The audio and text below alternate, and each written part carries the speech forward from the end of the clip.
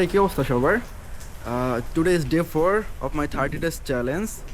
চলেন আজকে আমরা কথা বলি যারা নতুন ফ্রিল্যান্সিং শুরু করে অথবা কিছুদিন ফ্রিল্যান্সিংয়ে কাজ করে তারা কেন অ্যাকচুয়ালি রিয়েল গ্রোথ পায় না, তারা কেন অ্যাকচুয়ালি ঝরে পড়ে, অথবা তারা কেন একটা সাস্টেনেবল ইনকামে পৌঁছাতে পারে না, এর পিছনে কি কি কারণ থাকতে পারে এবং এইসব বিষয় নিয়ে আমরা টুকটাক আলোচনা করার চেষ্টা করি।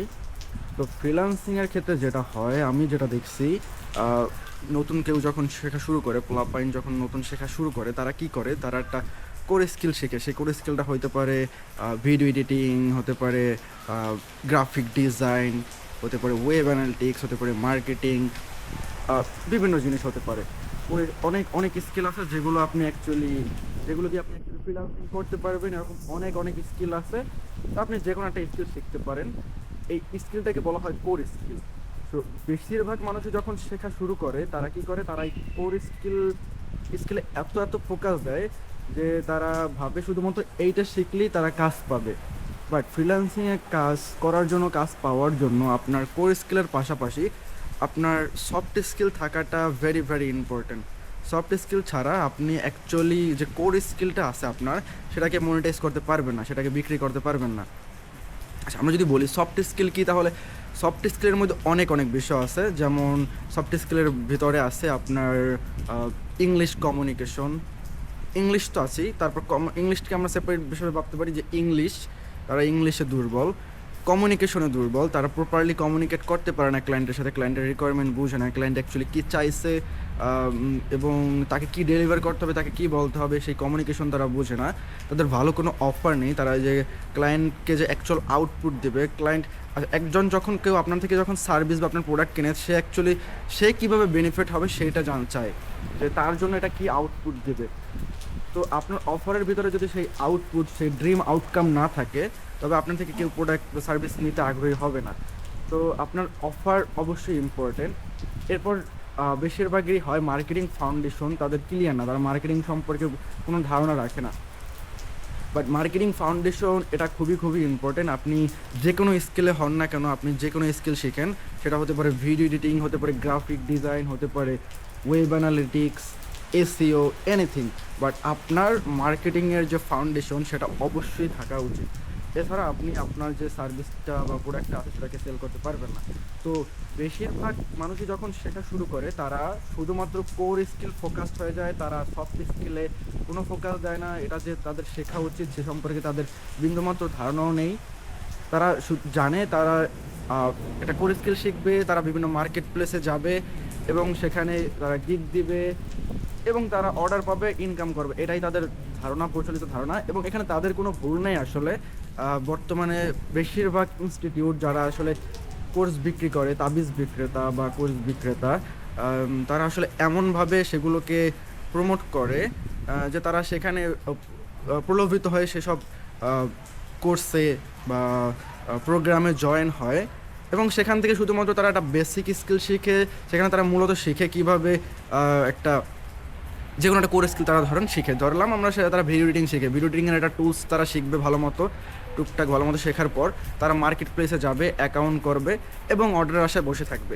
বাকি যে স্কিলগুলো থাকে, যেটা বললাম সফট স্কিল, যেটা 70 থেকে 80% দরকার আপনার একটা প্রজেক্ট করার ক্ষেত্রে। সফট স্কিল আপনার একটা প্রজেক্টকে সাকসেসফুলি করার ক্ষেত্রে, তো তারা সেই সফট স্কিলের কথা ভুলেই যায়, যেটাও তাদের শেখা উচিত। তারা শুধুমাত্র কোর স্কিল ফোকাসড হয়ে মার্কেটিংয়ে ফোকাস দেয় না, মার্কেটিংয়ের ফাউন্ডেশন ক্লিয়ার করার পিছনে টাইম দেয় না, ইংলিশকে ইমপ্রুভ করার পিছনে টাইম দেয় না, তারা তাদের অফার নিয়ে কাজ করে না, পার্সোনাল ব্র্যান্ডিংয়ে ফোকাস দেয় না। তো এইসব কারণে দেখা যায় যে তারা প্রথম অবস্থায় হয়তো ভাগ্যগুণে কিছু কাজ হয় হয়তো তারা পেয়ে যেতেও পারে, যেহেতু তারা একটা টুকটাক কোর স্কিলের মোটামুটি একটা ধারণা পাইছে এবং তারা যখন ফাইবারে বা আপওয়ার্ক বা যে কোনো মার্কেট প্লেসে অ্যাকাউন্ট করে, হয়তো ভাগ্যক্রমে তারা দু একটা কাজ পেয়েও যায় এবং যাদের ভাগ্য ভালো তারা হয়তো একটু বেশিও কাজ পায়। বাট আলটিমেটলি কিছুদিন পর তাদের গ্রোথ থেমে যায় এবং এটা বাধ্যতামূলক থামবি, আপনার একটা পর্যায়ে গিয়ে থামবি যদি আপনি নিজেকে আপডেট না করেন, নিজেকে আপনি শেখার পিছনে টাইম না দেন, আপনি যদি বাকি যে স্কিলগুলো আছে সেগুলোতে টাইম না দেন। আমরা কেন সফট স্কিল ইম্পর্টেন্ট আমি যদি একটা এক্সাম্পলের মাধ্যমে বলি, ধরেন আপনি একটা প্রজেক্ট করবেন যেখানে একটা ভিডিও এডিটিংয়ের প্রজেক্টটি আপনি ক্লায়েন্টের জন্য করবেন। তো এই ভিডিও মিটিংয়ের প্রজেক্ট করার ক্ষেত্রে ক্লায়েন্ট আপনাকে যখন ফার্স্ট টাইম মেসেজ দিবে, তো আপনাকে সেখানে প্রথম যে বিষয়টা আছে সেটা হইতেছে আপনার কমিউনিকেশন। আপনি কীভাবে ক্লায়েন্টকে অ্যাপ্রোচ করতেছেন। এখন এই কমিউনিকেশনের ক্ষেত্রে আপনার যে সব জিনিস আসবে, আপনি তাকে প্রাইসিং কীভাবে বলতেছেন, আপনার ইংলিশ বলা ঠিক আছে কি না, আমরা গ্রামারের কথা বলতেছি না, আপনি অ্যাকচুয়ালি তাকে বুঝাইতে পারতেছেন কি না যে আপনি তার জন্য কি আউটপুট দেবেন, আপনার অফারটা ঠিক আছে কি না, আপনার যে অফার যেটা ছিল যে ক্লায়েন্ট তুমি যদি $100 স্পেন্ড করো তাহলে তোমার জন্য সেটা কি বেনিফিট দেবে, সেই অফারটা আপনি তাকে প্রপারলি বুঝাইতে পারতেছেন কি না। এরকম বিভিন্ন বিষয় থাকে এবং ক্লায়েন্টকে অ্যাকচুয়ালি আপনার ড্রিম আউটকামটা দেখাইতে হবে যে তুমি যদি আমার সাথে কাজ করো তাহলে তুমি এই বিষয়গুলো পাবা। এবং আপনি তাকে অ্যাকচুয়ালি কেস স্টাডি দেখাতে হবে, আপনাকে প্রুফ দেখাতে হবে যে আমি আসলে তুমি কেন আমার সাথে কাজ করা উচিত, আমি এই কাজগুলো করছি পূর্বে এবং এই ছিল তার রেজাল্ট, বা এইভাবে আমি তাদেরকে হেল্প করছি। তো আপনি যখন এই বিষয়গুলো দেখাতে পারবেন, client will be more confident to work with you. So বেশিরভাগ মানুষ আমরা এইসবের পিছনে অ্যাকচুয়ালি ফোকাস দিই না, আমরা শুধুমাত্র কোর স্কিলের টাইম দিতে থাকি, একের পর এক নতুন কোর স্কিল শুধু শিক্ষার উপর থাকি, একের পর এক কোর্স কিনতে থাকি কোর স্কিল শেখার জন্য। বাট সফট স্কিল কিন্তু অনেক গুরুত্বপূর্ণ। আপনি যদি সফট স্কিল জানেন, আপনাদের যদি সফট স্কিলগুলো থাকে, আপনার যদি মার্কেটিংয়ের ফাউন্ডেশন ক্লিয়ার থাকে, আপনার যদি ইংলিশ ভালো হয়, তাহলে আপনি কোনো কোর স্কিল না জানা থাকলেও আপনি যে কোনো কিছু বিক্রি করতে পারবেন, সেটা যে কোনো কিছু অন্যের হয়তো বা অন্যর একটা স্কিল আপনি বিক্রি করতে পারবেন। যেমন আমার যদি মার্কেটিং ফাউন্ডেশন ভালো থাকে, আমার যদি সব কিছু ভালো থাকে, সফট স্কিল ভালো থাকে, আমি আপনার যে ভিডিও এডিটিং সার্ভিস হোক বা আপনার যে কোনো সার্ভিস হোক সেটা আমি বিক্রি করতে পারবো, কেননা আমার ওই যে স্কিলগুলা বিক্রি করার যে দক্ষতা সেটা আপনার থেকে ভালো। সো আপনার বিক্রি করার দক্ষতা বাড়াতে হবে যদি আপনি লং টার্ম বিজনেসে ফ্রিল্যান্সিংয়ে সাকসেস পেতে চান, ফ্রিল্যান্সিংকে আপনি একটা বিজনেসে কনভার্ট করতে চান। তবে আপনাকে এই কোর স্কুলগুলোর সফট স্কিলগুলোর পেছনে টাইম দিতে হবে, আজকে থেকে শেখা শুরু করতে হবে। এআই যেভাবে আগাচ্ছে, এআই একের পর এক যেভাবে এআইয়ের আপডেট আসতেছে, আপনি যদি এআইয়ের সাথে নিজেকে অ্যাডাপ্ট করতে না পারেন তবে আপনি পিছিয়ে পড়বেন, এবং যারা এআই অলরেডি ইউজ করা শুরু করছে তারা আপনাকে রিপ্লেস করে ফেলবে। এটাই স্বাভাবিক, এটাই হওয়া উচিত, কারণ যারা এআই ইউজ করা শুরু করছে তারা আপনার থেকে অনেক দ্রুত কাজ করতে পারে, অনেক অ্যাকুরেটলি কাজ করতে পারে, তারা মোর প্রোডাক্টিভ। সো আপনি যদি সেগুলো না শিখেন, সেগুলোতে ফোকাস না দেন, তবে যে অলরেডি সেগুলো করতেছে সে তো আপনাকে রিপ্লেস করবেই। সো আমার যে পরামর্শ থাকবে, আপনার কোর স্কিলের পাশাপাশি আপনি এই সফট স্কিলগুলোয় ফোকাস দিন, ইংলিশ ইমপ্রুভ করার পিছনে টাইম দিন। যেহেতু আমরা কাজ করব বাইরের দেশের মানুষের সাথেই কাজ করি ফ্রিল্যান্সিংয়ে, সেহেতু ইংলিশকে আপনার এটা আমাদের প্রাইমারি ল্যাঙ্গুয়েজ না, এবং এটা আমাদের একদম যে ফ্লুয়েন্ট হতে হবে এমন কোনো দরকার নেই, বাট অ্যাটলিস্ট ক্লায়েন্ট কমিউনিকেশন করার জন্য যেটুকু দরকার, ক্লায়েন্টের সাথে একটা ফেস মিটিং করার জন্য, মিট, জুম, এখানে একটা মিটিং করার জন্য যেটুকু দরকার সেটুকু স্কিল আপনাকে হতেই হবে। আপনি যদি এখনও ক্লায়েন্টের সাথে মিটিং করতে ভয় পান, তাহলে আপনি আসলে কখনোই ভালো কাজ করতে পারবেন না, বড় বড় কাজ করতে পারবেন না। কারণ আপনি যদি just chat based project handle করার চেষ্টা করেন, যে ক্লায়েন্ট আপনাকে মেসেজ দিল এবং আপনি চ্যাটিংয়ের মাধ্যমে, টেক্সটের মাধ্যমে তাকে অফার পাঠাবেন, তার থেকে কাজ নেবেন, সেটা সম্ভব, আপনি কাজ পাবেন, সেটা বলছি না, আপনি কাজ পাবেন। বাট যে হাই টিকিট, আপনি যেহেতু একটু আপনার অফারকে একটু বড় করতে চান, আপনি যদি অনেক বেশি চার্জ করতে চান, আপনাকে অবশ্যই ভিডিও মিটিংয়ে আসতে হবে। এটার জন্য আপনাকে কমফোর্টেবল হয়ে যেতে হবে, কারণ ভিডিও মিটিংয়ে যখন আসবেন ক্লায়েন্ট আপনাকে দেখতে পারবে, এবং তার জন্য অবজেকশন হ্যান্ডেল করাটা একটু টাফ হয়ে যাবে, যেহেতু আপনি তার সামনাসামনি কথা বলতেছেন।